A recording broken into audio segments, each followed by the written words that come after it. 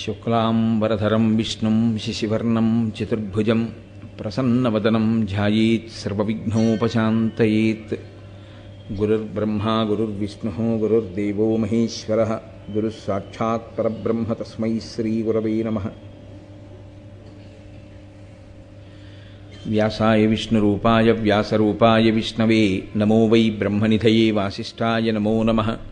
కూజంతం రామ రామేతి మధురం మధురాక్షరం ఆరుహ్య కవితాశాఖాం వందే వాల్మీకికోకిలం. శ్రుతిస్మృతిపురాణానాం ఆలయం కరుణాలయం నమామి భగవత్పాదశంకరం లోకశంకరం. వాగర్ధావివ సంపృక్తౌ వాగర్ధప్రతిపత్తయే జగతః పితరౌ వందే పార్వతీపరమేశ్వరౌ. సూక్తిం సమగ్రయతున స్వయమేవ లక్ష్మీః శ్రీరంగరాజమహిషీమధురైః వైదగ్ధ్యవర్ణగుణగుంభనగౌరవైర్యాం కండూలకర్ణకుహరాः కవయోధయంతి. హైమోర్ధ్వపుండ్రమజహన్మకుటం సునాసం మందస్మితం మకరకుండలచారుగండం బింబాధరం బహుళదీర్ఘకృపాకటాక్షం శ్రీవేంకటేశముఖమాత్మని సన్నిధత్తాం. కమలకుటీ విమలపటీ పుస్తకరుద్రాక్షశస్తహస్తపుటీ కామాక్షీ పక్ష్మలాక్షీ కలిత విపంచీ విభాసి వైరించీ. మనోజవం మరుతతుల్యవేగం జితేంద్రియం బుద్ధిమతాం వరిష్టం వాతాత్మజం వనరయూధముఖ్యం శ్రీరామదూతం శిరసా నమామి. ఆపదామపహర్తారం దాతారం సర్వసంపదాం లోకాభిరామం శ్రీరామం భూయో భూయో నమామ్యహం. హరి ఓం. పరమేశ్వర స్వరూపైన సభకి నమస్కారం.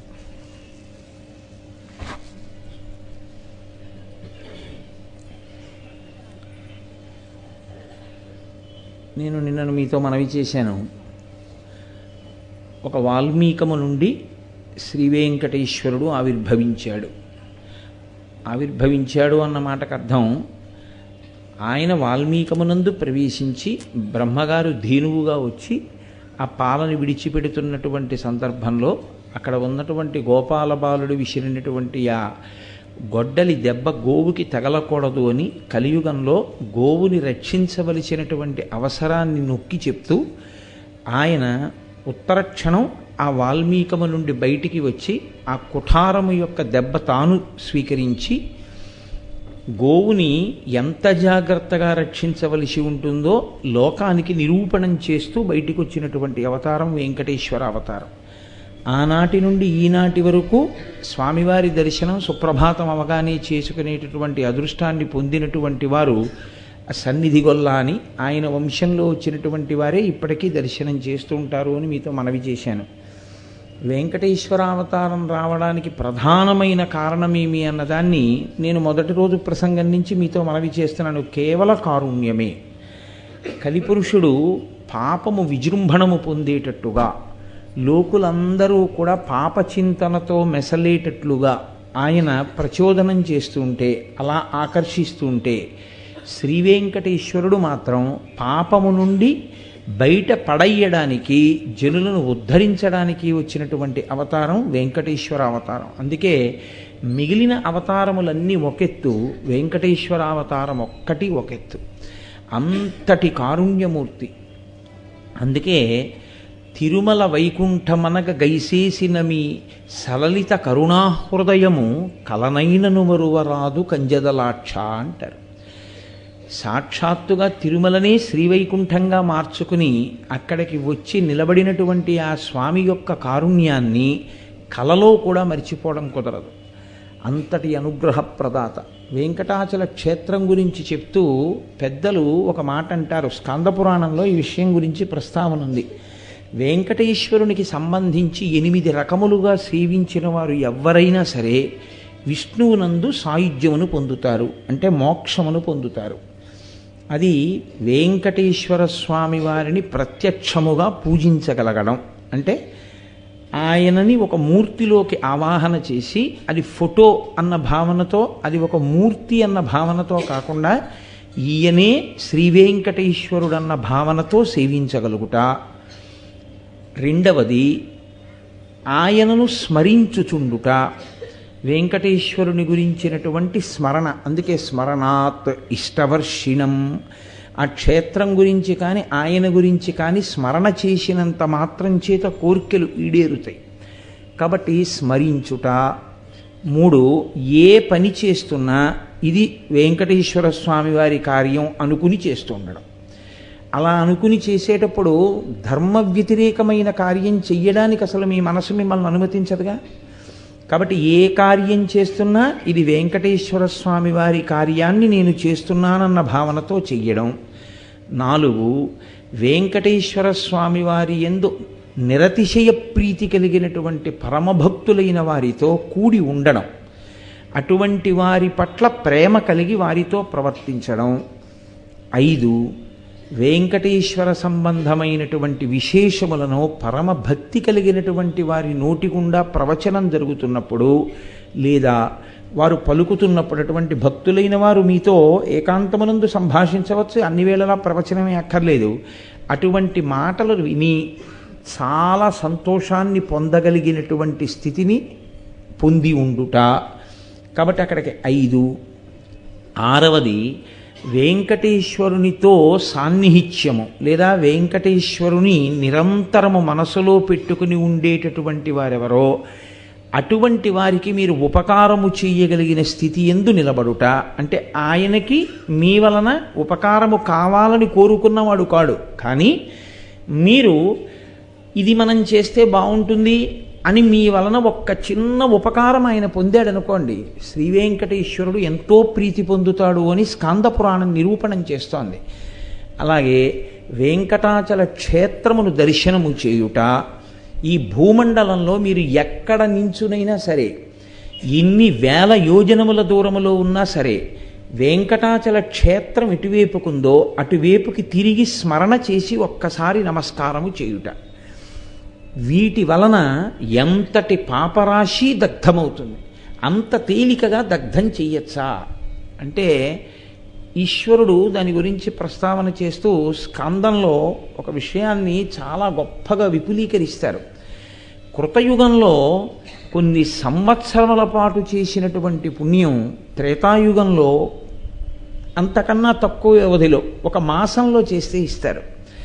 1 మాసంలో చేసినటువంటి పుణ్యం 1 రోజులో చేస్తే ఇస్తారు ద్వాపర యుగంలో. 1 రోజులో ద్వాపర యుగంలో చేసిన పుణ్యం 1 క్షణం పాటు వెంకటాచల క్షేత్రము వంటి క్షేత్రమును స్మరణ చేస్తే ఇస్తారు కలియుగంలో. ఎందుచేత అంటే ఆ క్షేత్రము యొక్క వైభవం అటువంటిది. ఆ క్షేత్రము ప్రకాశించినది, అక్కడ ఉన్నటువంటి ఆ ఈశ్వర స్వరూపము ప్రకాశించినది కూడా నేనింత పండితుణ్ణి, నాకిన్ని తెలుసు, నేనిన్ని చదువుకున్నాను, నాకింత గొప్పతనం ఉందని, నేను ఇది చెయ్యగలనన్న భావన ఎవరికి ఉన్నదో వారికి తప్ప, నేనేమి చెయ్యగలనన్న భావన ఉన్నవాడికి, లేదా అసలు ఇది చెయ్యడమన్న మాట కాకుండా కేవలం వెంకటేశ్వర స్వామి వారిని ఒక కుటుంబ సభ్యుళ్ళ ప్రేమించిన వారెవరున్నారో, అంత సంతోషంగా ఆయన పట్ల అనురక్తితో ఉన్నవారెవరున్నారో వారి పట్ల ఆయన ప్రసన్నుడయ్యాడు. అసలు నిజానికి వెంకటేశ్వర స్వామి వారు ఈ భూమండలం మీద అవతరించినప్పటి నుంచి వాల్మీకము నుండి ఆయన వ్యక్తమై వెంకటాచల పర్వతము మీద తిరిగినప్పుడు ఆదివరాహమూర్తిగా అదే విష్ణు తేజస్సు వెంకటాచల పర్వతం మీద ఉన్నప్పుడు మొట్టమొదట దర్శనమైంది ఎవరికో తెలుసా అండి?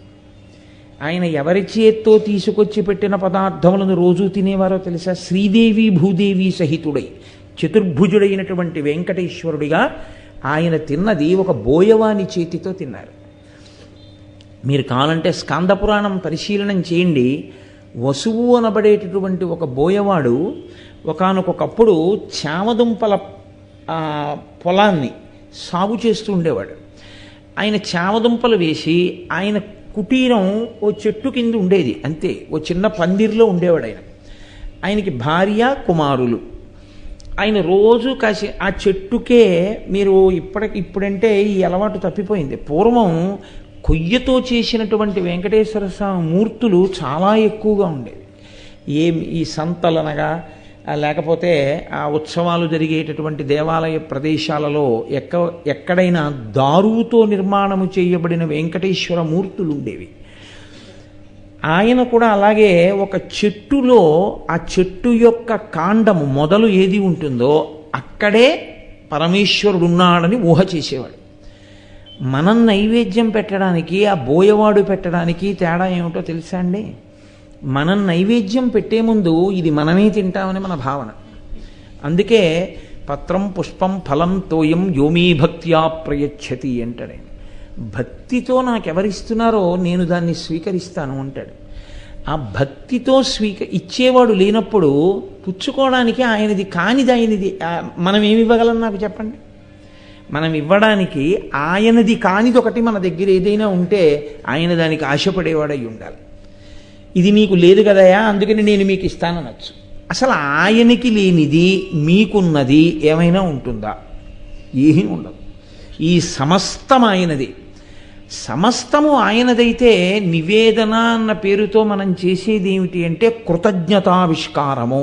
ఈశ్వర ఇది మీరు నాకిచ్చారు అన్న భావన ప్రేమతో ఆవిష్కరించుటకే నివేదన అని పేరు. ఆ ప్రేమతో మీరు ఈశ్వర ఇది మీరిచ్చిందే మీరు కొంచెం తినండి అని సంతోషంగా అక్కడ పెట్టారనుకోండి, మీ ప్రీతికి ఆయన కన్నులు విప్పి చూస్తాడు. ఆయన కన్నులు విప్పి చూచినది ఏదున్నదో అదే మీరు చేసినటువంటి నైవేద్యమును స్వీకరించుట తప్ప నిజంగా అసలు ఈశ్వరుడు పదార్థాన్ని తీసుకోవడం అనేది ఉండదు. ఎందుకంటే ఆయనకు అవసరమే లేదు. ఆయనకు అటువంటి ఆకలి దప్పిక అవి ఉన్నవాడేం కాడాయన. ఆయనే తినడం అంటూ వస్తే ఎంత తినాలి? అందుకని కన్ను విప్పి చూస్తాడంతే ప్రీతితో. అటువంటి పరమేశ్వర స్వరూపాన్ని అంత భక్తితో సేవించాడు ఆ బోయవాడు. అంత భక్తితో అన్నమాటకు అర్థం ఎంత పదార్థం తెచ్చాడని మీరు అడక్కండి. ఆయనకి పక్కనే కొంత పొలం ఉండేది. ఆ పొలంలో చామదుంపలు వేస్తుండేవాడు ఆయన రోజు ఏం చేస్తాడంటే ఏ రోజుకు ఆ రోజే ఉదయం వెళ్ళి ఆ చామదుంపల పొలంలోంచి 4 మొక్కలు పీకుతాడు. దాని వేర్లకి పట్టుకున్నటువంటి పచ్చి దుంప ఎంత ఉందో ఆ దుంపలు తీస్తాడు. వాటిని కసి నీళ్లలో ఉడకబెడతాడు. ఆ ఉడకబెడితే అవి మెత్తగా అవుతాయి. మెత్తగా అయినటువంటి ఆ చామదుంపల మీద ఉన్నటువంటి ఆ పొర తీసేస్తాడు. లోపల నుంచి తెల్లగా ఉన్న చామదుంపలు ఇలా ముట్టుకుంటే ముద్దయిపోయేటట్టుగా ఉంటాయి. ఇప్పుడు ఒక దోణిలో తేనె పట్టుకొచ్చి ఆ తేనెలో ఈ చామదుంపలు వేస్తాడు. వేసి ఇవి పట్టుకుని తింత్రిణీ వృక్షం కింద ఆ చింత చెట్టు కింద పుట్టలోంచి బయటికి వచ్చి ఈయన కోసమే కూర్చునేవాడు వెంకటేశ్వర స్వామి. ఎలాగో తెలుసా అండి? శ్రీదేవి భూదేవి సహితుడై కూర్చుని ఉండేవాడు. ఈ బోయవాడు ఇది పట్టుకుని వెళ్ళేవాడు. వెళ్ళి స్వామి తినండి అనేవాడు. వచ్చావా ఇలాగి అని ఆ దుంపలు తేనెలో ఉన్నవి తీసుకుని ఆయన తింటూ ఉండేవాడు రోజు. వెంకటేశ్వరావతార ఆవిర్భావ సమయమునందు జరిగినటువంటి వృత్తాంతం అది. అది ఒకప్పుడు ఎంత చమత్కారానికి వెళ్ళిపోయిందో తెలుసా అండి? తన కొడుకుకి కాపలా ఉంచి చెట్టు కింద చామదుంపలు ఉడికించి అక్కడ గిన్నెలో పెట్టి తేనెలో వేసి వెంకటేశ్వర స్వామి వారికి పట్టుకెళ్ళి ఇస్తాడు. ఆయన పట్టుకెళ్ళి ఇస్తే వండుకున్నవన్నీ పట్టుకెళ్ళి అక్కడ పెడతాడు. మనం మహానైవేద్యం అంటే చెంచాడన్నం ఓ ఇంత పప్పు పెడతాం, మిగిలింది మనం తినాలని మనకు తెలుసు. అందులో మహానైవేద్యం ఇప్పుడు వండిందంతా పెట్టిన పాపానే పోం మనం అసలు. ఆయన అలా కాదు. ఆయన ఆ చామదుంపలన్నీ ఉడికించి తేనెలో వేసి పట్టుకుని వెళ్ళిపోతాడు వెంకటేశ్వర స్వామి వారి దగ్గరికి. ఆయన ఏం చేస్తాడంటే అలా చూసి 4 దుంపలు పెట్టు, నీకెన్ని కావాలి లక్ష్మి అంటాడు. నాకు 3 ఇవ్వండి. భూదేవి నీకెన్ని కావాలి? నాకు 2 చాలు. వాళ్ళకి ఇచ్చేసి మిగిలిన నువ్వు తినవాయ్ అంటాడు. ఆయన తింటుంటాడు, ఈయన తింటుంటాడు అక్కడే కూర్చొని. ఒక బోయవాడు అనుభవించాడు వెంకటేశ్వరావతారము యొక్క అనుగ్రహాన్ని. ఆయన పేరు వసువు. ఆయననే ఆదివరాహమూర్తి కూడా అనుగ్రహించాడు. స్కాందం ఏం చెప్తోందో తెలుసా అండి? ఆయన చామదుంపల పొలంలోకి ఒకానొకప్పుడు ఆదివరాహస్వామి వారు అప్పటికసలు ప్రకటనం కాలేదు. ఆయన ప్రకటనం కానటువంటి ఆదివరాహస్వామి కూడా పుట్టలోనే ఉండేవారు. పుట్టలో ఉన్న ఆదివరాహస్వామి తెల్లటి పంది రూపంలో ప్రతిరోజు ఈ వసువు వేసినటువంటి ఆ చామదుంపల పొలంలోకి వచ్చి ఆ చామదుంపల్ని తన ముట్టితో పెల్లగించి తింటుండేవారు. నేనేమో వెంకటేశ్వర స్వామి వారికి పెట్టి తిందామని చామదుంపల పొలం వేస్తే ప్రతిరోజు అడవి పంది ఏదో వచ్చి కుళ్ళగించేసి ఈ చామదుంపలన్నీ తినిలిపోతోంది. దీని అడుగుజాడలు బట్టి చూస్తే ఇది చీకటి పడ్డాకొచ్చి తింటోంది, పగటి పూట కనపట్టలేదు. అందుకే కాపలా ఉంటే ఇది అడుగుజాడల్ని బట్టి ఇలా వస్తోంది అని అతను అది వచ్చే ప్రాంతాన్ని గమనించి ధనస్సు బాణములు పట్టు కూర్చున్నాడు. అది వస్తే బాణం వేసి చంపేస్తాను. చీకటి పడింది. ఆ రోజు పౌర్ణమి, మంచి వెన్నెల కాస్తోంది. ఆదివరాహమూర్తి సామాన్యమా? ద్రోమరంధ్ర పరిపూర్ణ విధావదక్షౌ అంటారు లీలాశకుడు. ఆయన యొక్క రోమకోపములలోకి సముద్రములన్నీ వెళ్ళిపోయాయి. అటువంటి స్వరూపం ఉన్నటువంటి మహానుభావుడు తెల్లటి పంది రూపంలో ఆ చామదుంపలు తినడం కోసమని చెప్పేసి ఆ చామదుంపల పొలంలోకి వచ్చాడు. వచ్చి ముట్టితో పెళ్ళగిస్తున్నాడు. పెళ్ళగిస్తుంటే ఈయన బాణాన్ని గురి చూసి ఎక్కుపెట్టాడు. సర్వజ్ఞుడైన పరమాత్మకి తెలియదు. ఈయన అమాయకత్వం గమనించాడు, నేను అడవి పందిని అనుకుంటున్నాడని. ఆయన ముందు పరిగెత్తాడు, ఈయన వెనక పరిగెత్తాడు. ఈశ్వరుడికి అదొక లీల. భక్తుల్ని చూస్తే పరిగెత్తాడు. కొడుకుని పిలిచాడు, ఒరేయ్ పంది దొరకట్లేదు నాతో రారా అన్నాడు. దూరంగా వెళ్ళిపోతూ పెద్ద కేకేశాడు. కొడుకు తండ్రి కోసమని కొడుకు పరిగెడుతున్నాడు. తండ్రి గబగబగబా వెళ్ళాడు. చంద్రాస్తమయం అయిపోయింది, అంటే తెల్లవారిపోయింది. ఈ పంది ఇప్పుడు ఎక్కడ మనమైతే స్వామి పుష్కరిణి తీరంలో ఆదివరాహస్వామి దేవాలయ దర్శనం చేస్తున్నామో అక్కడ పుట్టలోకి వెళ్ళిపోయింది ఆ పంది. వెళ్ళిపోగానే అతనికి ఎక్కడ లేని కోపం వచ్చింది. చామదుంపల పొలం అంతా కొల్లగించింది కాకుండా ఇది పుట్టలో దూరింది అని అతను ఆ వాల్మీకాన్ని ఛేదించి ఆ పుట్ట తవ్వాడు. పుట్ట తవ్వేటప్పటికి లోపల స్వామివారి యొక్క శరీరము లీలామాత్రంగా కనపడింది. అంతే. ఆ తేజస్సు చూడలేక అతను మూర్ఛపోయాడు. కొడుకు పరిగెత్తుకుంటూ వచ్చి తండ్రిని చేరాడు. చేరి అరే ఇదేమిటి ఇలా పడిపోయాడు నాన్న అని చెప్పి కదుపుతున్నాడు. పుట్టలో ఉన్న ఆదివరాహస్వామి తండ్రిని ఆవేశించి, తొండమాన్ చక్రవర్తిని ఇక్కడ దేవాలయ నిర్మాణం చెయ్యమని చెప్పు, నేను ఆదివరాహస్వామిని భూదేవి సహిత ఆదివరాహమూర్తినై ఇక్కడ ఉన్నాను. నేను పుట్టలోంచి కొంత భాగం పైకి లేచి లక్ష్మి నా వక్షస్థలం మీద ఇలా ప్రకాశిస్తుండగా ఇదిగో ఇక్కడ దొరికిన పలక మీద చెక్కించి నన్ను ప్రతిష్ఠ చెయ్యండి, దాని యందు నా తేజస్సు ఆవాహన అవుతుంది అని ఆయన ప్రకటన చేశాడు. అప్పుడు ఈ బోయవాడు రాజుకి చెప్తే అప్పుడు ప్రతిష్ఠ అయింది ఆదివరాహస్వామి దేవాలయం. కాబట్టి అసలు మొట్టమొదట అనుగ్రహించింది ఒక బోయవాణ్ణి. ఆ బోయవాడే ఆదివరాహస్వామి దేవాలయ నిర్మాణానికి కారకుడు. ఆ బోయవాడే వెంకటేశ్వర స్వామి వారికి చామదుంపలు తేనెలో పెట్టి ధన్యత పొందినవాడు. ఆయన ఒక రోజున చామదుంపలన్నిటినీ ఉడికించి మెత్తగా అయిపోయాయని చూసి తేనె పట్టుకొచ్చి దోణిలో పోయివే పట్టుకెడతాను వెంకటేశ్వరుడికి అన్నాడు. ఆవిడ చూసింది తేనె అయిపోయిందండి భార్య. ఆయన అన్నాడు, రా మన ఇద్దరం వెళ్ళి తేనె పట్టుకొద్దాం, పక్కన ఇంకొక అడవిలో తేనె పట్లు ఉన్నాయి, అక్కడి నుంచి తేనె ఎట్టుకొద్దామని కొడుకుని పిలిచి అన్నాడు, రే నువ్వు ఈ చామదుంపలు జాగ్రత్తగా చూస్తూ ఉండు, నేను అమ్మ వెళ్ళి తేనె పట్టుకొస్తాం అన్నాడు. అలాగే నాన్నగారండి అన్నాడు. వాడు కూర్చున్నాడు. బోయవాడు భార్య పక్కన ఉన్న అరణ్యంలోకి వెళ్ళారు తేనె కోసం. తేనె తేవడం అంటే అదంతా చెరువులో నీళ్లు తేవడంతో సమానం కాదు. అక్కడ ఒక పెద్ద పొగ పెట్టాలి, తేనెటీగలు వెళ్ళిపోవాలి, వీళ్ళు దాక్కోవాలి, తేనె పట్టు దింపాలి, పిండాలి, తేనె తేవాలి. అదంతా చేసి తేనె పట్టుకుని వచ్చాడు ఆయన వెంకటేశ్వరుడితో కలిసి తింటాడు. అందుకని ఆ తేనె పట్టుకుని వచ్చే లోపల ఈ పిల్లవాడికి ఆకలేసింది. వీడికేమిటి అలవాటు, నాన్నగారు రోజు అక్కడ పెట్టి తిని వస్తారు, అప్పుడే మనకి పెడతారు. కాబట్టి అక్కడికెక్కడికో వెళ్ళి పెట్టడం ఎందుకు, నాన్నగారు ఈ చెట్టేగా వెంకటేశ్వర స్వామి అంటుంటారు కాబట్టి ఇక్కడ పెట్టేస్తే అయిపోదేమిటి. వాడేం చేశాడంటే నాన్నగారు ఉడికించినవి పెడుతుంటారు, తేనెలో వేసి పెడతారు, ఇవాళ తేనె లేదుగా అని వాడు మళ్ళీ వాటిని తీసుకెళ్ళి అగ్నిహోత్రంలో బాగా పచనం చేశాడు. పచనం చేస్తే అవి బాగా కాలిపోతే అవే పట్టుకెళ్ళి అక్కడ పెట్టి వెంకటేశ్వర తినన్నాడు. ఈ పిల్లవాడు నమ్మాడు, ఉన్నాడక్కడ ఈశ్వరుడని, తినేశాడు చెట్టు రూపంలో ఈశ్వరుడు. తినేస్తే తండ్రి వచ్చాడు, వీడు మిగిలినవి తినేశాడు. స్వామికి పెడితే తినేచ్చుగా, తినేశాడు వాడు. తండ్రి వచ్చాడు, ఏవిరా చామదుంపలు అన్నాడు. నాన్నగారండి ఈ చెట్టులోనేగా స్వామి ఉన్నారన్నారు, మీరు రమ్మన్నాను, ఆకలేసేస్తోంది స్వామి, ఉండలేను నాన్నగారు వచ్చే వరకు, నేను తినాలంటే మీకు పెడితే కానీ తినద్దంటారు కదా నాన్నగారు, మీరు వస్తే నా స్వామి మీరు తినేద్దరు కానీ నేను తినేస్తాను, రండి స్వామి అని అడిగాను. వచ్చారు, పెట్టాను, తినేశారు. తేనె లేదు కాబట్టి తేనె లేని దానికి పచ్చివి పెడితే బాగుండదని మళ్ళీ అగ్నిహోత్రంలో పడేశాను, బాగా కాలిపోయాయి, అవి పెట్టాను, ఆయన తినేశారు, నేను తినేశాను. తండ్రికి ఎక్కడ లేని కోపం వచ్చింది. చెట్టుకు పెట్టావా, తిన్నాడా వెంకటేశ్వరుడు, ఆయన అమాయకత్వం ఆయింది, ఎంత పనిచేశావురా అని ఆ చేతిలో కత్తి ఒకటి పట్టుకుని వెళ్ళాడు ఆయన. ఆ కోపంలో ఒళ్ళు తెలియకుండా కత్తెత్తి పిల్లాన్ని కొట్టబోయాడు. చెట్టు రూపంలో ఉన్నాడు వెంకటేశ్వరుడిని నమ్మినటువంటి పిల్లవాడి యొక్క నమ్మకాన్ని రుజువు చేస్తూ ఇలా ఎత్తిన చేతిని చెట్టు రూపంలో ఉన్న వెంకటేశ్వరుడు పట్టుకున్నాడు. ఎవరు పట్టుకున్నారు చెయ్యని వెనక్కి తిరిగి చూశాడు. చతుర్భుజుడైనటువంటి స్వామి పట్టుకున్నారు అతని చేతిని.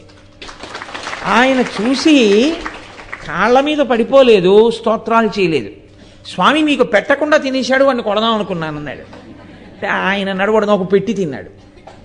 నువ్వు కూడా తిను స్వామి, నువ్వు తిన్నాక తినడం మాకు అలవాటు, నువ్వు తింటే మేము తింటామన్నాడు. నేను తినేశాను, తిన్నాకే వాడు తిన్నాడు, వాడిని ఎందుకు చెనకతావు? అందుకే నేను ఇక్కడే ఉన్నాను. నేను ఎక్కడో ఉంటాను అనుకోకు, నమ్మిన వాడి కోసం ప్రతి చోట ఉంటాను. వాడెక్కడుంటే అక్కడ ఉంటాను. వాణ్ణి పొదివి పట్టి తల్లి బిడ్డన్ని కాపాడినట్టు కాపాడుతూ ఉంటాను. అది నా ధర్మం, అది నా కర్తవ్యం. కాబట్టి నేను ఈ రకంగా నీ బిడ్డకి దర్శనమిచ్చానన్నాడు. రాజుగారికి తీసుకెళ్లి వెంకటేశ్వర స్వామి వారు శ్రీదేవి భూదేవి సహితుడై ఉండగా పరిచయం చేశాడండి ఆ బోయేవాడు.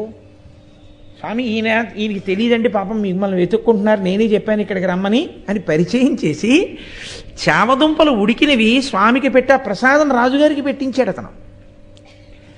మీరు వెంకటేశ్వర స్వామి వారి యొక్క వృత్తాంతాన్ని చాలా జాగ్రత్తగా పరిశీలిస్తే ఆయన బాగా అనుగ్రహించింది ఎవరినో తెలుసా అండి? మాకిన్ని తెలుసు, మాకన్నీ తెలుసు, మాకిన్ని విషయాలు చదువుకున్నాం, మాకిన్ని మంత్రాలు వచ్చనో, లేకపోతే మాకింత ఐశ్వర్యం ఉందనో, నేను ఇంత గొప్పవాణ్ణనో అన్నవాడి ఎవ్వడికీ ఆయన చిక్కలేదు. వటుర్వాగేహీ వా యతిరపి జటీ వా తదితరో నరో వా యక్కశ్చిద్భవతు భవ కింతేన భవతి యదీయం మృత్పద్మం యది భవదీనం పశుపతే తదీయస్తం శంభో భవసి భవ భారంచ వహసి అంటారు శంకరాచార్యుల వారు. నువ్వు బ్రహ్మచారివా, గృహస్థువా, వానప్రస్థువా, సన్యాసివా, ఎవడకు కావాలి? నువ్వు నీ మనసు ఈశ్వరుడి దగ్గర పెట్టావా చెప్పు, ఈశ్వరుడు నీ కొరకు నీ వెంట పరిగెడతాడంటారు. అలా ఆ బోయవాణ్ణి అనుగ్రహించాడు మహానుభావుడు. అటువంటి వెంకటాచల క్షేత్రం ఇప్పటికీ ఎంతమంది భక్తులకు ఎన్ని రకాలుగా, ఎంతెంత అమాయకులైన వాళ్ళు, ఏమీ తెలియనటువంటి వాళ్ళు ఆ వెంకటాచలం కొండకు వచ్చేస్తారు. నేను ఒకసారి వెంకటాచలం వెడితే నన్ను, ఆయనకి పాపం తెలుగు భాష కూడా రాదు, ఆయన నన్ను ఒక ప్రశ్న వేస్తే నేను అలా ఉండిపోయాను. ఆయన నన్ను అడిగాడు, అసలు ఈ గుడికి లోపలికి ఎట్నుంచి వెళ్ళాలని అడిగాడు ఆయన. నాకు కనపడుతున్నది ద్వారం ఇదొకటే గుడికి, లోకంలో ఎక్కడైనా ద్వారం ఎక్కడుందో అందులోంచే పెడతారు, వీళ్ళేమో వెళ్ళనివ్వరు, ఇట్నుంచి పంపట్లేదు, అసలు ఎట్నుంచి రావాలి? ఈ పక్క నుంచి నేను చూస్తే లోపలికి వెడుతున్న వాళ్ళు ఎట్నుంచి వస్తున్నారో చూద్దాం అంటే ఇలా వెడితే అదొక చోటుకి వెళ్ళేటప్పటికి ఇలా మేడెక్కింది, మేడెక్క వెళ్ళిపోయింది, అందులోకి ఎట్నుంచి వెళ్ళాలండి అని అడిగాడు నన్ను. నేను నిజంగా తెల్లబోయానండి. మీరు ఎప్పటి నుంచి ఈ ప్రయత్నం చేస్తున్నారని అడిగాను నేను. అడిగితే ఆయన నాతో చెప్పిన విషయం ఏమిటో తెలుసా? నిన్న పొద్దున్న వచ్చానండి, నిన్న పొద్దుటి నుంచి ఇలా తిరుగుతూనే ఉన్నాను, లోపలికి ఎట్నుంచి వెళ్ళాలో నాకు తెలియలేదండి అన్నాడు ఆయన. ఆయన ఎక్కడో అస్సాం దగ్గర నుంచో ఎక్కడి నుంచో వచ్చాడు. ఆయన అక్కడది ఇక్కడది చేర్చి చెప్పిన ఇంగ్లీష్ ముక్కల్ని బట్టి నేను అర్థం చేసుకున్నాను. మళ్ళీ అతనికి అర్థమయ్యేటట్టు చెప్పి ఆ వైకుంఠం క్యూ కాంప్లెక్స్ అని ఉంటుంది, అందులోకి వెడితే నువ్వు అదంతా తిరిగి తిరిగి తిరిగి తిరిగి తిరిగి తిరిగి వస్తావు. నది ప్రవహించి వెళ్ళిపోతే ఖచ్చితంగా సముద్రంలో ఎలా కలిసిపోతుందో అందులో వెడుతున్న వాళ్ళతో నువ్వు వెళ్ళిపోతావు. నువ్వు ఎవరైనా దారి అడగక్కర్లేదు, వెళ్ళిపోతే వాళ్ళతో పాటు దర్శనం చేసుకుని బయటకు వచ్చేస్తావు. అన్ని దేవాలయాల రాజద్వారాలు లోపలికి వెళ్ళేవైతే తిరుమల వెంకటేశ్వర స్వామి వారి రాజద్వారం బయటికి వచ్చేదిగా కనపడుతుంది. మీరు చూడండి, నిజంగా అంటే మనకంటే మనం అదృష్టవశాత్తు ఆంధ్రదేశంలో పుట్టాం, తెలుగు గడ్డ మీద పుట్టాం. అక్కడికి వెళ్ళేటప్పటికి అందరూ తెలుసు, మనం పుట్టినదాదిగా మన పుట్టుచుత్తుల దగ్గర నుంచి ఆ స్వామికి ఇచ్చుకునే భాగ్యం కలిగింది కాబట్టి మనకి తెలుసు. ఈ ద్వారం లోపలికి వెళ్ళడానికి మన స్థాయి వాళ్ళకి పనికి వచ్చేది కాదు ఇది, అందులోకి వెళ్ళడానికి వేరే వాళ్ళు ఉన్నారు, మనం వెళ్ళడానికి పనికిరాం ఆ తలుపులోంచి. మనం వెళ్ళడానికి వేరే తలుపు ఉంది, మనకి ఈ తలుపు ఎందుకు పనికి వస్తుందంటే బయటికి రావడానికే. పోన్లే ఈశ్వరుడి దయ వల్ల సంసారం అనేటటువంటి బంధనములోంచి బయటికి రావడానికి ఈ ద్వారము నాకు వినియోగపడుగాక అని మనం ఈశ్వరుడికి నమస్కారం చేస్తాం. ఇది ఏ ఇతర దేవాలయంలో ఉండదలా. ఉండనప్పుడు మరి అక్కడికి వచ్చి చూసేవాడికి అటువంటి అయోమయం వచ్చిందంటే రాదండి. సామాన్యుడికి వస్తుంది అలా. నేను అనుకుంటున్నాను ప్రతిరోజు వెంకటాచల క్షేత్రంలో ఒక 4-5 ప్రపంచం అంతటి నుంచి వస్తున్నప్పుడు వాళ్ళకి అనుమానం రాదు. ఎవడైనా గుళ్ళోకి ఎడతానంటే రాజద్వారంలోంచి వెళ్ళొచ్చు అనుకుని అక్కడికి ఎడతాడు. అక్కడికి వెళ్ళిన తర్వాత వెళ్ళడానికి ఉండదు. ఈ వస్తున్న వాళ్ళు వస్తున్న దారి చూస్తే అకస్మాత్తుగా అది ఇలా మేడెక్కి ఎటో వెళ్ళిపోతుంది, ఏ కనపడడం. చీమల పుట్టలోంచి బయటికి వస్తున్నట్టు ఆ వంతెన మీద వస్తున్న వాళ్ళే కనపడతారు. వంతెన మీదకి ఎట్టించి వస్తున్నారు అన్నది ఎవ్వడికి తెలియదు. బ్రహ్మరహస్యం ఎవరికి? పాపం తెలియని వాడికి చాలా కష్టం. అందుకని వెంకటాచల క్షేత్రం అంటే ఆయన ఆదుకుంటున్నాడు. నేనంటాను, నిజంగా ఇన్ని భాషల వాళ్ళు ప్రపంచపటం నుంచి అన్ని వేపుల నుంచి వస్తారు. ఆ గుడిలోకి వెళ్ళాలంటే శౌచప్రధానమైనటువంటి క్షేత్రం, స్నానం చేసి వెళ్ళాలి. అసలు గది ఎక్కడిస్తారో, గది ఎలా తీసుకోవాలో మనకంటే తెలుసండి. ఒక సామాన్యమైనటువంటి భక్తుడి గురించి మీరు ఆలోచించండి. ఏమీ తెలియని వాడు ఎక్కడి నుంచో బయలుదేరి వచ్చేసాడు అనుకోండి. ఏదో కంప్యూటర్ వచ్చినవాడు చదువుకున్నవాడి గురించి నేను మాట్లాడటం లేదు.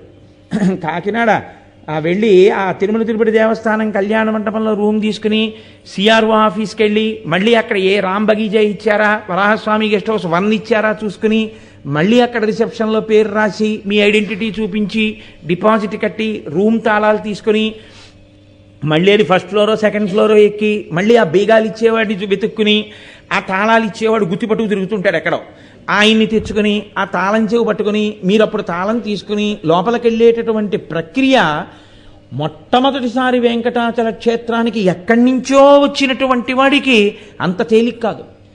ఆయన నిజంగా తనకిచ్చిన రూమ్కి చేరుకునే వాళ్ళకి ఆ రూమ్ ఎక్స్టెండ్ చేయించుకునే టైం వచ్చేస్తుంది. ఇంకా ఆయన గుళ్ళోకి ఎప్పుడు ఎడతాడు, తలనీలాలు ఎప్పుడు ఇస్తాడు.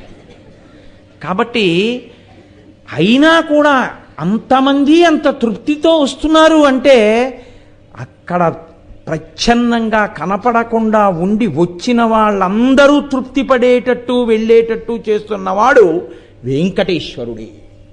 ఆయనే చేస్తున్నాడు. ఆయన అలా అనుగ్రహించి ఉండకపోతే నిజంగా ఆ క్షేత్రానికి వెళ్ళి దర్శనం చేసుకోవడం అంత సామాన్యమైన విషయం అండి. ఇవాళ ఒక ఏమీ చదువురాని వాడు ఎక్కడి నుంచో వస్తే అంత తేలిక కాదు.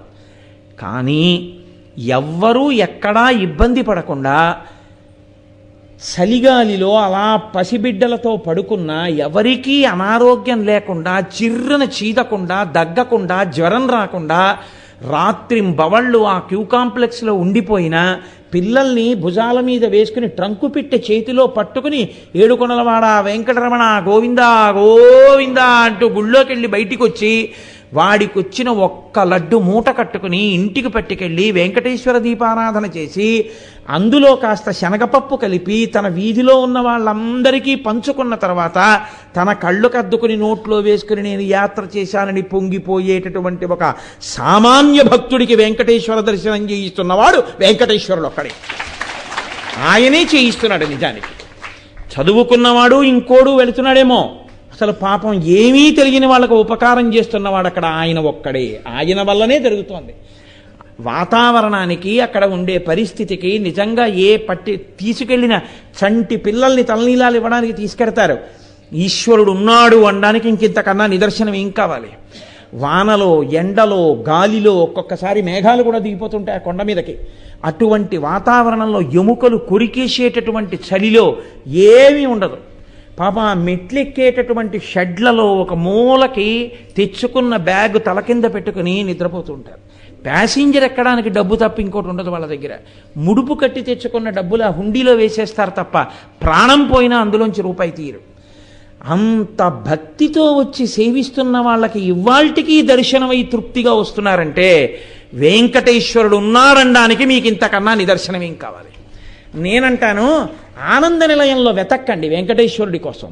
వెంకటాచల క్షేత్రంలో ఉన్న సామాన్యుడు తృప్తితో వెళ్ళిపోతున్నటువంటి ఆనందంలో మీకు వెంకటేశ్వరుడు కనబడతాడు. అక్కడున్నాడు. అందుకే స్వామి నటించుచుండు ఈ శైలమందు అన్నారు. ఆ పర్వతం అంతటి మీద ఆయన నర్తిస్తూ ఉంటాడు.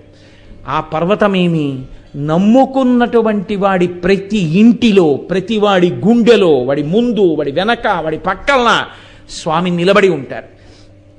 ఆనాటి నుండి ఈనాటి వరకు వెంకటేశ్వరానుగ్రహము అన్న మాటకు అర్థం ఏమీ నాకు తెలియదు స్వామి అని చెప్పినటువంటి వాడిని ఆయన అనుగ్రహిస్తాడు. నాకు ఇది తెలుసు అనుకున్నవాడినో, నేను ఇంత గొప్పవాడిని అనుకున్నవాణ్ణో ఆయన అనుగ్రహించవలసిన అవసరమే లేదు. ఎందుకో తెలుసా అండి, ఈ లక్షణం ఆయనకి ప్రధానంగా ఎక్కడదంటే, ఆయన ఎప్పుడు చెప్పుకున్నా మీరెవరు అంటే ఆయన మనకి చేస్తున్న ఉపకారాన్ని బట్టి మనం ఆయన్ని వెంకటేశ్వరుడిని పిలిచాం, కానీ ఆయన చెప్పుకున్నది నేను కృష్ణుణ్ణని చెప్పుకున్నాడు. జనకో వసుదేవశ్చ దేవకీ జననీ మమ. నాకు దేవకీదేవి తల్లి, నా తండ్రి వసుదేవుడు, నా అన్నగారు బలభద్రుడు, నా చెల్లెలు సుభద్ర భగినీ మమ, నా చెల్లెలు సుభద్ర, నేను కృష్ణుణ్ణి అని చెప్పుకున్నాడు. కృష్ణుణ్ణి అని చెప్పుకున్నందుకు ఆయన వెంకటాచల క్షేత్రాన్నంతటినీ మధురగా మార్చాడు. అసలు అందుకే వెంకటాచల పర్వతం ఎక్కే ముందు ఒక శ్లోకం చెప్పకుండా ఎక్కవద్దు అని చెప్తుంది స్కాంద పురాణం. పాపములను దహించగలిగినటువంటి ఈశ్వర శక్తి ఆ పర్వతంగా మారింది. ఆయన క్రీడాద్రి, దాని మీద నీ కాలు పెట్టే అధికారం నీకెక్కడుంది? క్షమార్పణ చెప్పి, ఈశ్వర నా పాదము పెట్టేటటువంటి అధికారం నాకు ఇయ్యి, నన్ను అనుగ్రహించు, లేకపోతే నా పాపం ఎలా పోతుంది అని క్షమార్పణ చెక్కి కొండ ఎక్కమని చెప్పింది స్కాంద పురాణం. రేపటి రోజున మీ అందరి సౌకర్యం కోసం నేను ఆ శ్లోకాన్ని తీసుకొచ్చి చదివి అవసరమైతే ఇక్కడ బోర్డు మీద రాయిస్తాను. చక్కగా మీ అందరూ రాసుకుని వెంకటాచల క్షేత్రానికి వెళ్ళేప్పుడు కొండ ఎక్కే ముందు ఆ శ్లోకం చెప్పి కొండ ఎక్కచ్చు. వెంకటేశ్వరుడు సామాన్యమైనటువంటి స్వామి కాదు. ఎంతో కాలం ఆయన మాట్లాడారు. వెంకటాచల క్షేత్రానికి ఉన్న గొప్పతనం ఏమిటో తెలుసా అండి? ఏకకాలమునందు విష్ణు స్వరూపం ఒక ప్రమిదలో 2 జ్యోతులు వెలుగుతున్నట్టుగా ఒక్క విష్ణువు ఇద్దరుగా కదిలి, ఇద్దరుగా ఉన్న ఒక విష్ణువు ఒకరితో ఒకరు మాట్లాడుకున్నారు. ఒకే విష్ణువు ఇద్దరుగా ఉండి మాట్లాడుకున్నారు. దేనికి మాట్లాడుకున్నారో తెలుసా? నేను మీతో మొదటి రోజు ఉపన్యాసం దగ్గర నుంచి మనవి చేస్తున్నా. రామచంద్రమూర్తి తన ప్రవర్తన చేత ధర్మాన్ని లోకానికి నిరూపణం చేస్తే, కృష్ణ పరమాత్మ భగవద్గీతని బోధ చేసి లోకానికి అనుసరణీయమైన మార్గాన్ని ప్రబోధం చేస్తే, వెంకటేశ్వర స్వామి వారు ప్రబోధము చేయలేదు. కానీ ఆయన ఆవిర్భావం కదలిక దగ్గర నుంచి ఈ లోకంలో మనం ఎలా మెసలుకోవాలో ఆయన నేర్పారు. లోకధర్మము దేశాచారము అని ఒకటి ఉంటుంది. కలియుగ లక్షణం అంటే ఎలా ఉంటుందో ఆయన నిరూపించారు. అందుకే ఆయన తింత్రిణీ వృక్షం కింద ఉన్నటువంటి పుట్టలో ఉండేవారు. ఆయన ఎప్పుడు తొండమాన్ చక్రవర్తితో కూడా చెప్పారు, తింత్రిణీ వృక్షం జోలికి వెళ్ళవద్దు, ఆ పక్కనున్నటువంటి సంపంగి చెట్టు జోలికి వెళ్ళవద్దు. ఎందుకో తెలుసా? ఈ వెంకటాచల పర్వతం మీద సాక్షాత్తుగా నేను ఏ వాల్మీకము నుండి ఆవిర్భవించానో అదే దేవకి వాల్మీకో సాక్షాత్, వాల్మీకో దేవకీ సాక్షాత్. ఆ వాల్మీకము పుట్ట ఉన్నదే నేను బయటికి వచ్చిన పుట్ట, అదే దేవకీదేవి. తల్లి దేవకీదేవిని నేను ఆ పుట్టగా మార్చుకున్నాను. నా తండ్రి అయినటువంటి వసుదేవుడు ఉన్నాడే, ఆయనే వసుదేవోదతింత్రిణి. ఆ వసుదేవుడే ఆ నీడ తిరగనటువంటి చింత చెట్టు. ఇప్పుడు లేదు, ఆ చింత చెట్టే వసుదేవుడు. ఈ శేషశైలం అనేటటువంటి పర్వతం ఉందే, ఈ శేషశైలం అనేటటువంటి పర్వతమే నా అన్నగారైనటువంటి బలభద్రుడు. నేను యమునా నదితో బాగా సంబంధం ఉన్నవాడను. నా పుట్టుక దగ్గర నుంచి నా రాసక్రీడ వరకు యమునా నది ఒడ్డుని. ఆయన పుట్టగానే ఆయనే చెప్పి ఆయనని తల మీద పెట్టుకున్నటువంటి వసుదేవుడికి యమున దారి ఇచ్చింది. నాకు యమునతో అంత అనుబంధం. స్వామి పుష్కరిణియే యమున. ఇక్కడ తిరిగేటటువంటి క్రూర మృగాలతో సహా ప్రతి మృగాలన్నీ కూడా నాతో కలిసి ఆడుకున్న గోపాల బాలురు. ఈ కొండ మీద ఎగిరేటటువంటి పక్షులన్నీ నాతో కలిసి విహరించినటువంటి గోపకాంతలు. కాబట్టి ఇది మధుర. నేను ఇక్కడ కృష్ణ భగవానుడిగా తిరుగుతుంటాను. ఆనాడు కృష్ణ భగవానుడు ఏమీ తెలియనటువంటి అజ్ఞానంలో ఉండి తలకడిగితే మొలకడగలేక, మొలకడిగితే తలకడగలేక, ఉదయం లేచి స్నానం చేయకుండా నిన్న వండిన చద్దన్నం పట్టుకుని ఉట్టిలో పెట్టుకుని అరణ్యానికెళ్ళి పశువుల్ని కాసి అందరి మధ్యలో కూర్చుని ఎడంచేతిలో అన్నపాత్ర పట్టుకుని నిలబడి ధూముతో ధూళితో ఉన్నటువంటి శరీరాన్ని స్నానం చేత పవిత్రం చెయ్యకుండా ఆ అన్నం తీసి తినేటటువంటి లక్షణం ఉన్నటువంటి అసలు ఏ సంప్రదాయ నిష్ట లేనటువంటి పరమాజ్ఞులైన గోపాల బాలురు ఎవరున్నారో అటువంటి వారి మధ్య నేను కోరి కోరి తిరిగినటువంటి అవతారం కృష్ణావతారం. అంత సౌలభ్యం. ఎవరికి నేను దొరికానంటే ఏమీ తెలియనటువంటి వాళ్ళ మధ్యలో నేను ఆడుకున్నాను. జలజాంతస్థిత కర్ణికంతిరిగిరా సంఘంబులయ్యున్న రేకుల చందంబున కృష్ణునింతిరిగిరా కూర్చుండి వీక్షించుచున్ శిలలున్ పల్లవముల్ లతల్ పత్రంబులు పుష్పంబులు పువ్వులాకులు కంచంబులుగా భుజించి రతటన్ గోపార్భకుల్ భువరా అంటారు పోతన గారు. తామర పువ్వు యొక్క రేకులు దుద్దు చుట్టూ ఎలా ఉంటాయో అలా కృష్ణుడు మధ్యలో నించుంటే చుట్టూ గోపాల బాలురందరూ నించునుండేవారు. వాళ్ళు తెచ్చుకున్న ఊరగాయలన్నీ వాళ్ళు నాకి ఆ ఎంగిలి ఊరగాయ కృష్ణ నువ్వు తిను అని ఆయనకి ఇస్తే ఆ వేళ్ల మధ్యలో ఆ ఊరగాయని ఇరికించుకుని ఆ ఊరగాయని ఈ పెరుగన్నంలో కలుపుకొని నిలబడి తింటుండేవాడు. అంత సౌలభ్యం. అందుకే ఆ లీలాశుకుడు కృష్ణకర్ణామృతాన్ని చేస్తూ అత్యద్భుతం అమృతభాండం లాంటి శ్లోకం ఒకటి చేశాడు. ఆయన అన్నాడు, గోపాల బాలక శతైరనుగమ్యమానం. ఆయన గోధూళి ధూసరిత కోమల గోపవేషం సాయంతనే ప్రతిగృహం పశుబంధనార్థం గచ్చంతమచ్యుత శిశుం ప్రణతోస్మి నిత్యం అన్నాడు.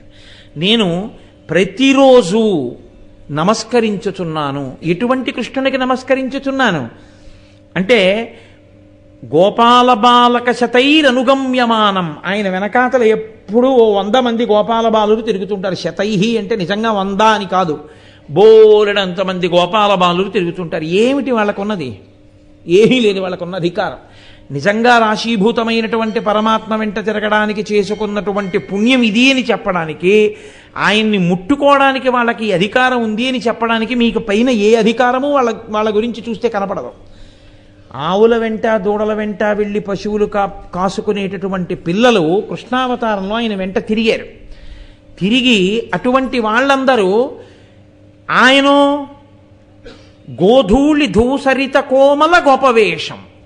ఆ ఆవులు దూడలు పరిగెడుతుంటే వాటి డెక్కల మించి పైకి రేగినటువంటి ధూళి అంతా ఒంటి నిండా పడుండేది. అలా ఒంటి నిండా ధూళి పడిపోయినటువంటి చిన్ని కృష్ణుడు సాయంతనే ప్రతిగృహం పశుబంధనార్థం. ఆ ఇళ్లలో వాళ్ళు ఆ చిన్ని కృష్ణుడిని చూస్తే వాళ్ళకి ముచ్చట.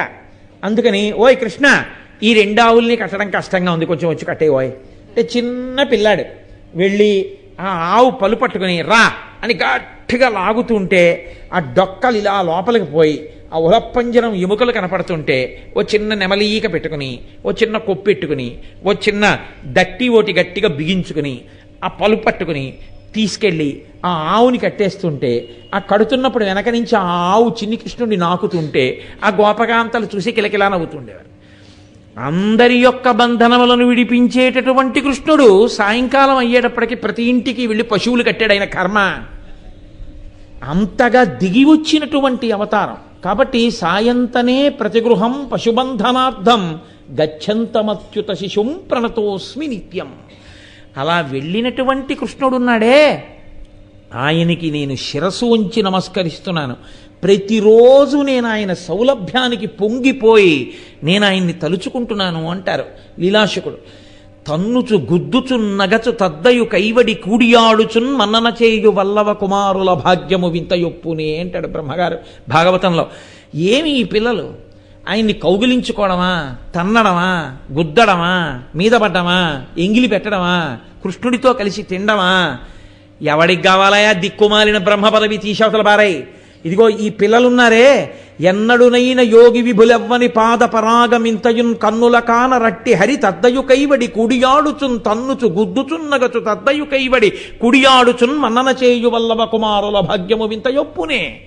ఈ పిల్లల యొక్క పాదముల కట్టుకున్నటువంటి ధూళి తీసి నా 4 కిరీటాల మీద చల్లుకుంటాను, నాకు ఈ చాలా అవకాశం, తీసే బ్రహ్మ పదవి నాకు అక్కర్లేదన్నాడు. అంత సౌలభ్యం కృష్ణావతారం. అందుకే ఇప్పటికీ మనం సుప్రభాతం చదివితే ఒక మాట అంటుంటాం, రేఖామయధ్వజసుధా కలశాతపత్ర వజ్రాంకుశాంబురుహ కల్పక శంఖచక్రై భవ్యైరలంకృత తలౌపరతత్వ చిహ్నై శ్రీవేంకటేశ చరణౌ శరణం ప్రపద్యే. ఆయనో సాక్షాత్ శ్రీమన్నారాయణుడు పాదములలో చూస్తే నాగలి, శంఖము, చక్రము, అమృతభాండము మొదలైనటువంటి దివ్య చిహ్నములను కలిగినటువంటి పాదములు. అటువంటి వాడు స్వామి నిద్రలే, స్వామి నిద్రలే, స్వామి నిద్రలే అంటే లేవకపోతే ఏం చెప్తే లేచిపోతాడో తెలుసా అండి? యోషాగణేన వరదగ్ని విమధ్యమానే ఘోషాలయేషు దదిమంధన తీవ్ర ఘోషా రోషాత్కలిం విదదతే కకుభశ్చ కుంభా శ్రీవేంకటాచలపతే తవ సుప్రభాతం. ఈశ్వరా, మీకు వినపట్టలా? మీరు చిన్ని కృష్ణుడుగా నందవ్రజంలో తిరిగినప్పుడు గోపకాంతలందరూ కూడా పెరుగు కుండలు తీసుకొచ్చి అక్కడ పెట్టి గట్టిగా తోడుకున్న పెరుగులోకి కవ్వాన్ని దింపి ఆ తాడు కట్టి గాజులు గలగలలాడుతున్నటువంటి చేతులతో ఆ కవ్వాన్ని తిప్పుతున్నప్పుడు గట్టిగా పేరుకున్నటువంటి పెరుగులో తిరగలేక తిరుగుతున్నటువంటి కవ్వం చర్చస్ అని చప్పుడు చేస్తున్నప్పుడు పెరుగుకి కుండకి ఆ కవ్వానికి యుద్ధం వచ్చిందా అన్నట్టుగా లోపల దెబ్బలాడుకుంటున్నాయా అన్నట్టు వస్తున్న చప్పుళ్ళు నీకు వినబడలేదా? ఓ వెంకటేశ్వర నిద్రలే అంటే ఆయన నిద్రలేస్తాడు. కాబట్టి ఆయన నేను కృష్ణుణ్ణి అని చెప్పుకున్నాడు. కృష్ణుణ్ణి అని చెప్పుకున్నటువంటి వెంకటేశ్వరుడు ఒకానొకప్పుడు ఆ వెంకటాచల పర్వతం మీద వెడుతుంటే ఆదివరాహస్వామి తన కింకరులందరినీ వెంట పెట్టుకుని ఆయన వచ్చారు. ఆయనకి ఈయన ఎదురుపడితే ఎవరు వాళ్ళిద్దరూ ఆయనే, విష్ణుస్వరూపమే. ఒకే విష్ణుస్వరూపం రెండుగా కనబడింది. ఆ పరబ్రహ్మం శివకేశవులుగా కనబడితే నీకేమిటి అభ్యంతరం? ఒక విష్ణువే రెండుగా కనబడ్డాయే, పరబ్రహ్మము శివకేశవులుగా కనబడదు? ఏమిటి ఆశ్చర్యం అందులో? రెండుగా కనబడిన తత్వం ఒకటే నిరూపణం చేసింది వెంకటేశ్వరావతారం ఈ లోకానికి. నామరూపములను పట్టి భేదములను పాటించవద్దు, ఈశ్వర తత్వమును మీరు అవగాహన చేసుకోండి. అందుకే ఒక్క విష్ణువే ఆదివరాహమూర్తిగా అదే విష్ణు స్వరూపమైన వెంకటేశ్వరుడికి ఎదురొస్తే వెంకటేశ్వర స్వామి వారు పక్కకి తప్పుకున్నారు. ఆయన అన్నారు, ఈ కొండ నాది, ముందొచ్చిన వాడిని నేను. కలియుగ లక్షణం కదండి. యుగధర్మం అంటే ఎలా ఉంటుందో నేర్పుతున్నారు. ఎవడు ముందు వెళ్ళి ఆక్రమించాడో వాడిదే. కాబట్టి వాడికి పట్టా ఇవ్వవలసిందే. ఎందుకంటే వాడు చాలా కాలం నుంచి అక్కడ ఉన్నాడు. అదొక్కటే లక్షణం. కలియుగంలో ధర్మం అలా ఉంటుంది. బహుశः ఆదివరాహమూర్తి నిరూపణం చేశారు, రాబోయే రోజులు ఇలాగే ఉంటాయి. కొనుక్కున్నది ఎవడైనా అక్కడ ఎవడో ఇల్లు కట్టేసి చాలా కాలం ఉంటే ఆ తర్వాత పట్టావాడికే వెళ్ళిపోతుందేమో కూడా. పరిస్థితి ఎన్ని చోట్ల ఇలాంటి గొడవలు నేను వెళ్ళలేదనుకుంటున్నారు. చాలా చోట్ల ఉన్నాయి, మీకు తెలియదా ఏమి? కాబట్టి వెంకటాచల పర్వతం మీదకి ముందొచ్చిన వాడిని నేను, ఈయనెవరు ఇక్కడ తిరుగుతున్నాడని అడిగారు. అంటే వెంకటేశ్వర స్వామి వారు ఆదివరాహస్వామికి ఎదురొచ్చి అన్నారు, కలియుగంలో ప్రజల్ని పాపం నుంచి ఉద్ధరించడం కోసమని నేనే, మీరు ఒక్కటైనటువంటి స్వరూపంలోంచి నేను ఇక్కడ ఆవిర్భవించాను. కాబట్టి కలియుగం అయిపోయేంత వరకు నేను ఇక్కడుండి భక్తులను ఉద్ధరించాలి. కాబట్టి నాకు ఏదైనా స్థలం ఇవ్వండి అన్నారు. అంటే ఆదివరాహమూర్తి ఏమన్నారో తెలుసా అండి? ఇది కలియుగం అయ్యా, అలా ఇవ్వండి అంటే ఇచ్చేయడం కుదరదు. స్థలం మౌల్యేన గృహ్యతాం, డబ్బిచ్చి కొనుక్కోండి అన్నారు. అంటే వెంకటేశ్వర స్వామి వారు అన్నారు, ఇద్దును, లక్ష్మి దగ్గర లేదు, కరవీరపురంలో ఉంది. కాబట్టి ఏమిమ్మంటారు, ఎలా ఇమ్మంటారు? అందుకని నేను మీకు ఒక వరం ఇస్తాను, ఆ వరాన్నే ద్రవ్యంగా స్వీకరించండి. ప్రథమం దర్శనం చాస్యాత్ నైవేద్యం క్షీరసేచనం ఇదం వరం ద్రవ్యామి దదామి కరుణానిధే. ఓ కరుణానిధి, అడిగిన వాడికి ఇచ్చే డబ్బు దగ్గర లేనప్పుడు బతిమాలుకోవద్దండి, బతిమాలుకుని మాట్లాడద్దు. అంత లేదండి కొంచెం తగ్గించండి ఆ రేట్ అని అనడం, ఇంకో మాట అనొద్దు. కాబట్టి ఇప్పుడు ఇచ్చేస్తాను, రిజిస్ట్రేషన్ వేళకి మిగిలింది చదువుతాను, అగ్రిమెంట్ రాసుకుందామనో ఏదో బతిమాలుకోవద్దు. మీకు ఆ స్థలం కావాలంటే ఎలా ఉంటుందో భూమిని కొనడం అంటే చూపించింది అవతారం. కాబట్టి ఆయన అన్నారు, ప్రథమం దర్శనం చాస్యాత్ నైవేద్యం క్షీరసేచనం.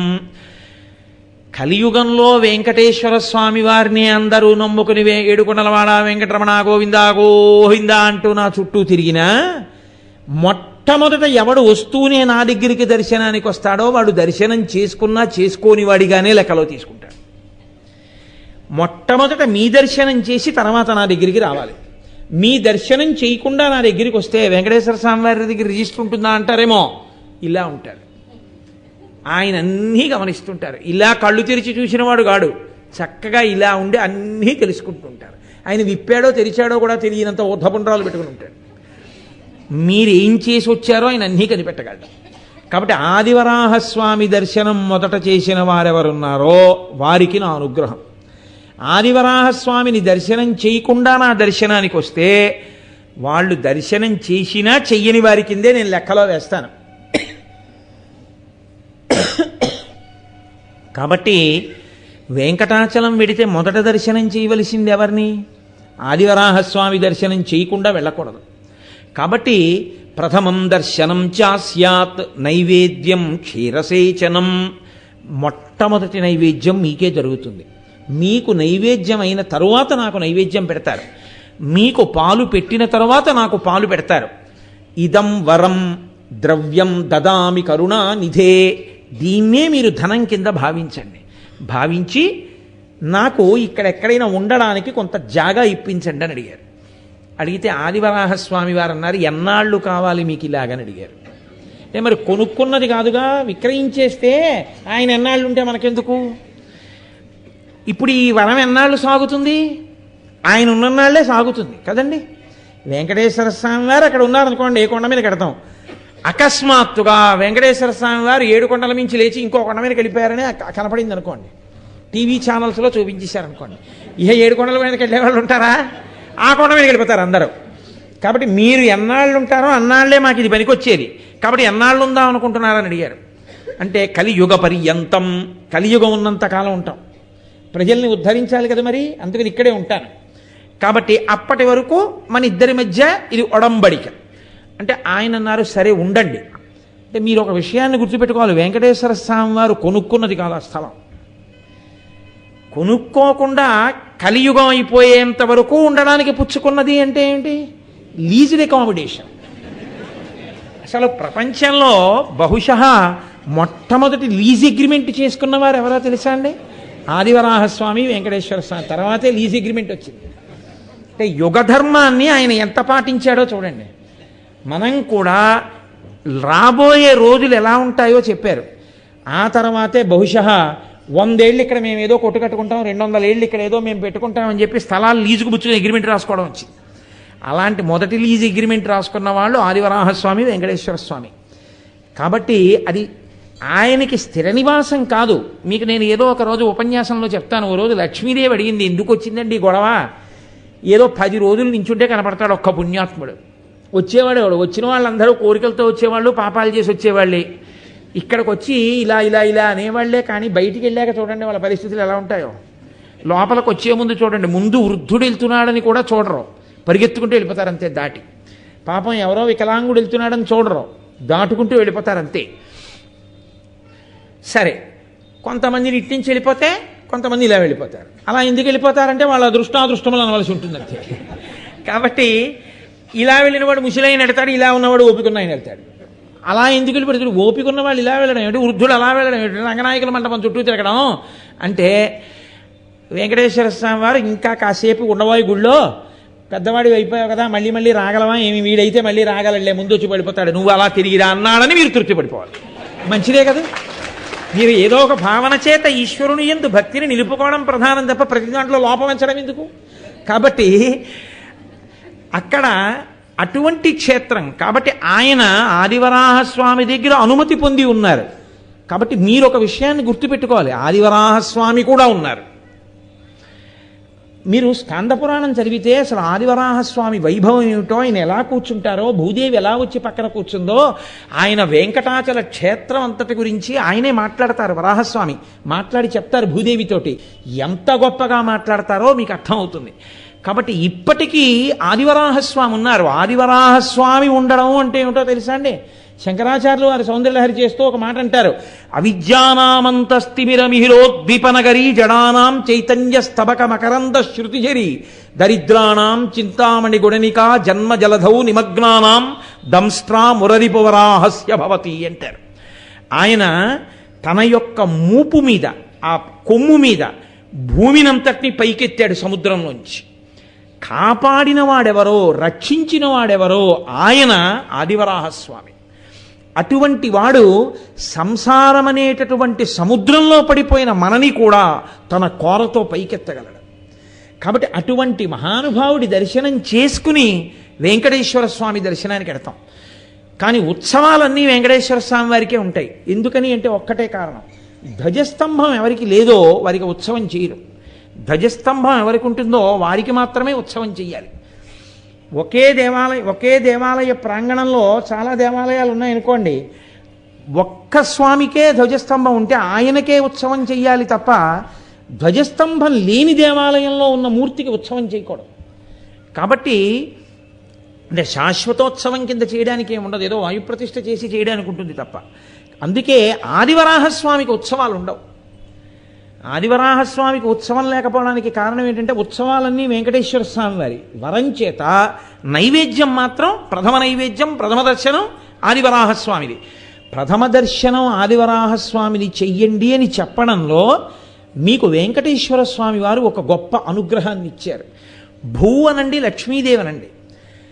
ఆదివరాహస్వామి పుట్టలోంచి ఇలా పైకి లేచిన మూర్తిగా ఉంటుంది. ఇలా ఉంటారు. ఇలా ఉంటే మీరు కొంచెం జాగ్రత్తగా పట్టి చూస్తే ఈ వక్షస్థలం మీద ఇలా ఉంటుంది లక్ష్మీదేవి. ఆయనకి స్ఫుటంగా కనపడుతుంది.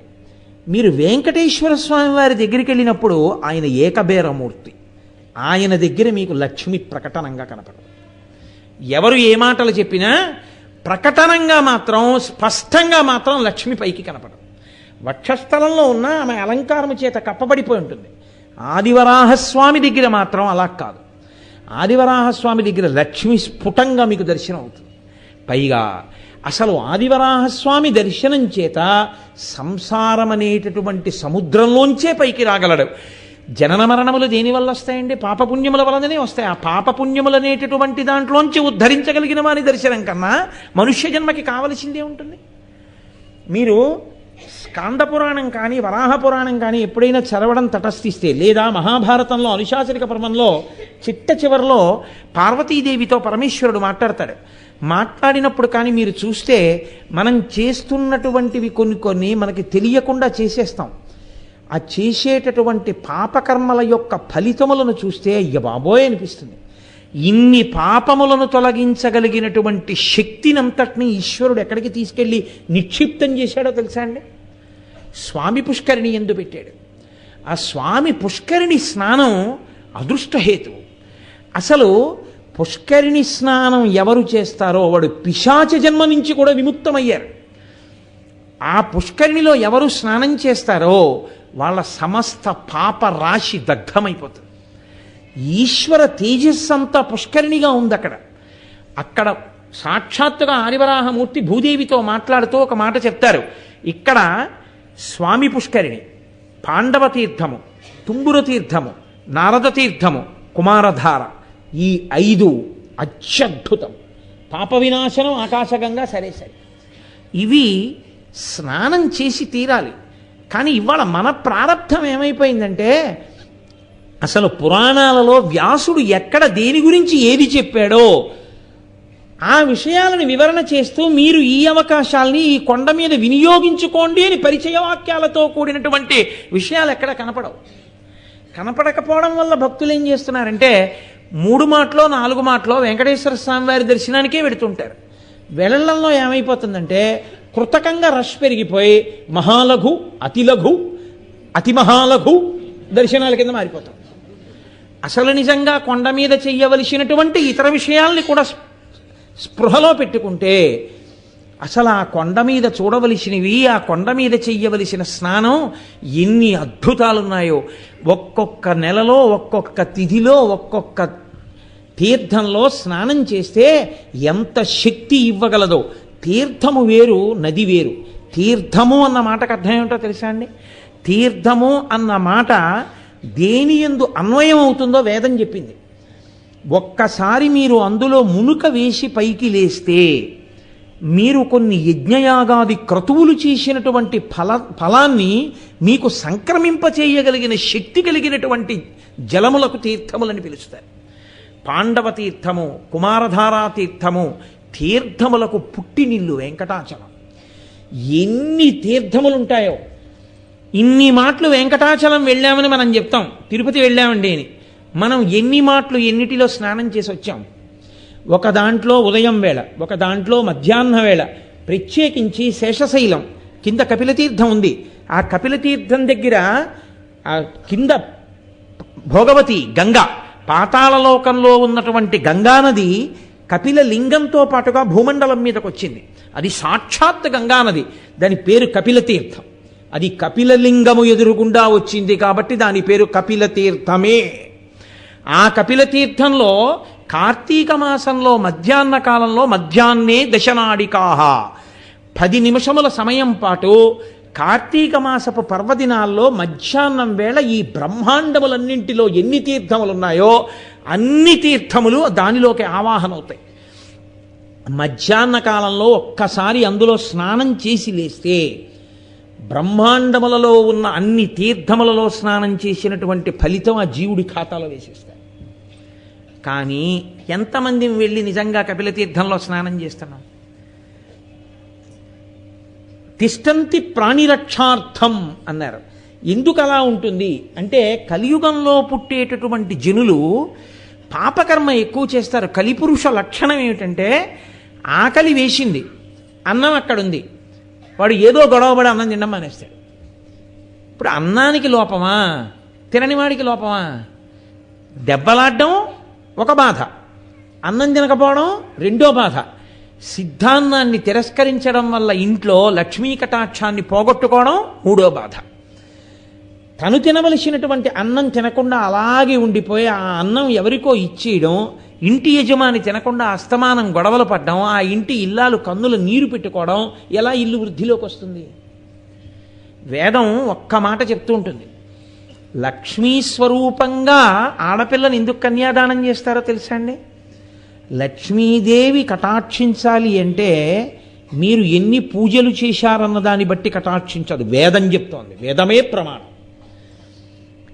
దంపతులు ఎంత సంతోషంగా ఉంటారో, దంపతులు కోపం వచ్చినా ఎంత తొందరగా మర్చిపోతారో, ఒకరికి కోపం వస్తే ఒకరు వెంటనే వారికి ఉపశాంతి కలిగేటట్టు ఎలా ప్రవర్తిస్తారు, సాధ్యమైనంత వరకు నవ్వుతూ తుళ్ళుతూ ప్రేమగా దంపతులు ఎక్కడుంటారో అక్కడ లక్ష్మీ కటాక్షం ఉంటుంది. ఇళ్లల్లో కలిసి రాకపోవడం అన్నది ఎక్కడుంటుందో తెలుసా అండి? ఎన్ని పూజలు చేశారన్న దాన్ని బట్టి కాదు, ఇంటి ఇల్లాలు కళ్ళనీళ్లు పెట్టుకునేటట్టు ప్రవర్తించి అస్తమానం భార్యాభర్త ప్రతిదానికి చెడి అంటే పెడి అని దెబ్బలాడుకునే చోట లక్ష్మి నివసించదు కలియుగంలో. పరమ ప్రేమతో దంపతులు ఎక్కడుంటారో అక్కడ లక్ష్మీదేవి యొక్క అనుగ్రహము చక్కగా పరిఢవిల్లుతుంది.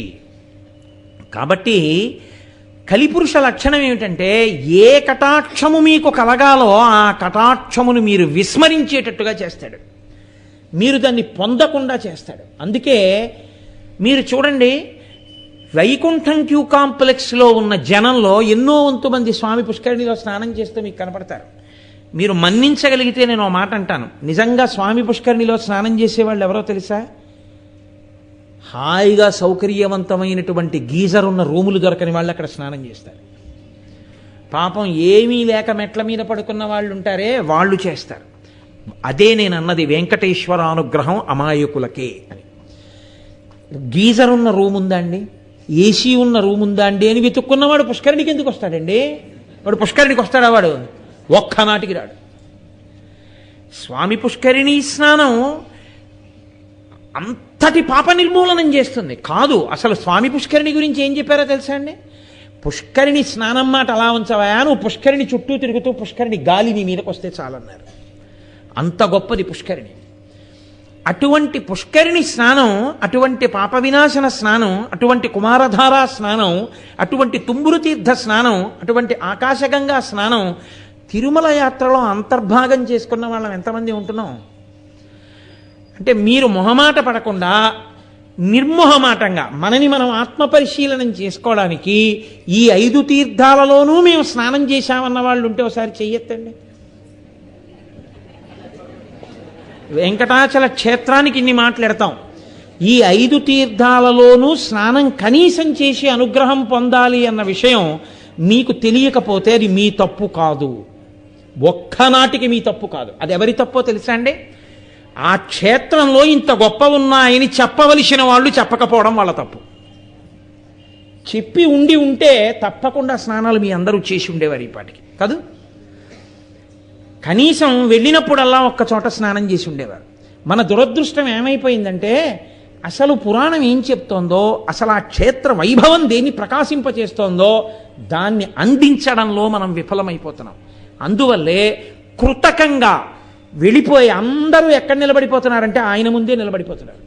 ఆయన ఏం చేస్తున్నాడంటే, పోన్లేరా పాపం వీళ్ళకి తెలియక నా దగ్గరికే వస్తున్నారు, నా దర్శనమే వీళ్ళకి సమస్త తీర్థస్నానం అని ఆయన అనుగ్రహించేస్తున్నాడు. ఆయన నిజానికి ఒక్క నా దగ్గరే నిలబడక్కర్లేదు, నువ్వు ఈ కొండ మీద ఎక్కడికి వెళ్ళినా నువ్వు అనుగ్రహింపబడతా ఉన్నాడు. అందుకే సాక్షాత్తుగా ఆదివరాహమూర్తి స్కాందంలో చెప్పారు, యమునా నదియే స్వామి పుష్కరిణిగా ఉన్నది. యమునకున్న లక్షణం ఏమిటో తెలుసా అండి? యమున సూర్యుని యొక్క కూతురు, యముడు సూర్యుని యొక్క కొడుకు. యమునకి ముందుకెళ్ళడం తెలుసు, వెనక్కి రాదు. యముడు కాలంలో ప్రాణం తీస్తాడు తప్ప వదలడు. అటువంటి యమున దాటాలి అంటే 2 సందర్భాల్లోనే మీకు కుదురుతుంది. ఒకటి, కృష్ణుణ్ణి తల మీద పెట్టుకున్న వాడికి దారి ఇచ్చింది. ఎవరు పరమేశ్వరుణ్ణి నెత్తి మీద పెట్టుకుంటాడో వాడికి దారిస్తుంది.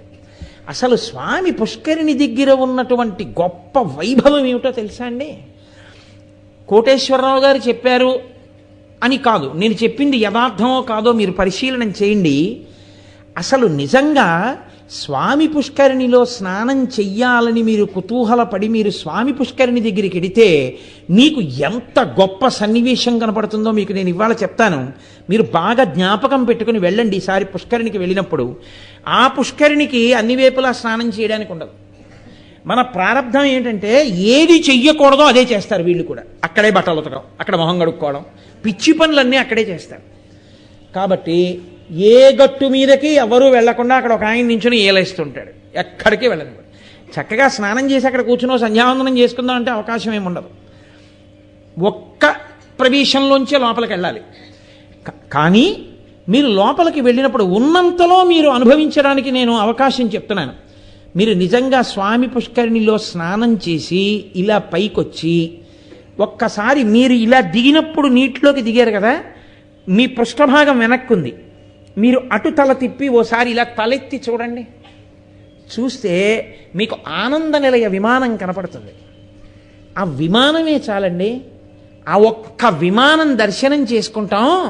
మేము రామ అవతలకు బొమ్మన్నారు ఇంద్రుడితో దేవతలు. ఎవడకు కావాలయా నీ స్వర్గం?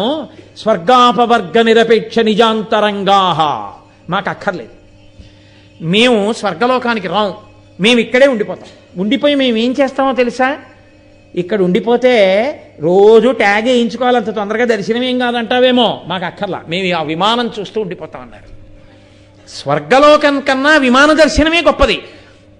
అందున మీరు తెల్లవారుజాము సమయంలో ఆ పుష్కరిణిలోకి వెళ్ళి స్నానం చేసి అప్పుడు పెద్ద కలకలం ఉండదు, ప్రశాంతంగా ఉంటుంది, ఎవ్వరూ ఉండరు.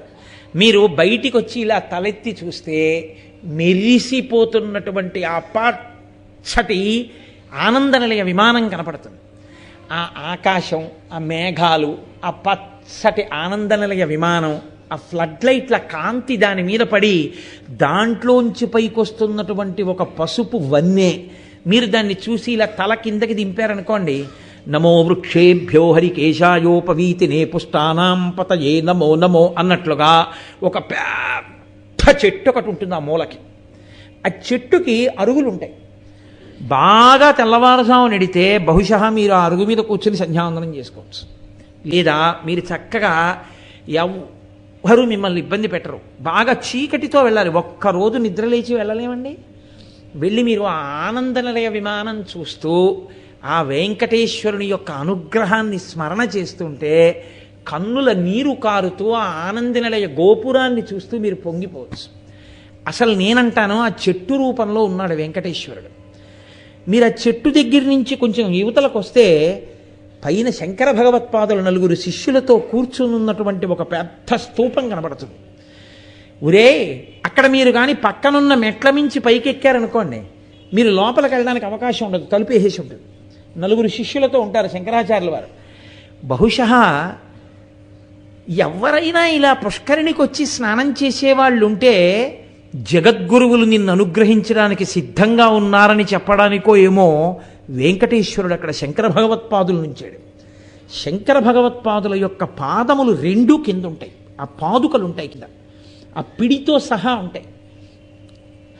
మీరు చక్కగా తెల్లవారుజామున నిద్ర లేచి స్నానం చెయ్యగానే మొట్టమొదట జగద్గురువుల యొక్క పాదుకలకి మీ తల తాటించి, ఎందుకో తెలుసా అండి, జగద్గురు పాదుకలకి నమస్కారం చెయ్యాలంటే పైన చొక్కా బనీను ఉండకూడదు.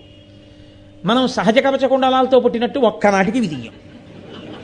స్నానం చేసేటప్పుడు తీయాలిగా, స్నానం చేసేటప్పుడు తీసేసి ఓ పొడిబట్ట కట్టుకుని ఉంటాడు కాబట్టి అప్పుడు జగద్గురువుల పాదుకలకు నమస్కారం చెయ్యడానికి కావలసిన యోగ్యత తనంత తాను సిద్ధిస్తుంది. మీకు ఇంకొక గొప్ప రహస్యం ఏమిటో తెలుసా అండి, పుష్కరిణి దగ్గర మీరు శంకర భగవత్పాదుల యొక్క పాదుకలకి తల తాటించి నమస్కరించి సదాశివ సమారంభాం శంకరాచార్య మధ్యమాం అస్మదాచార్య పర్యంతాం వందే గురు పరంపరాం అని మీ గురువుగారిని కూడా అక్కడ స్మరించి నమస్కరించి మీరు నిలబడితే మీకు ఉత్తర క్షణంలో వెంకటేశ్వర అనుగ్రహం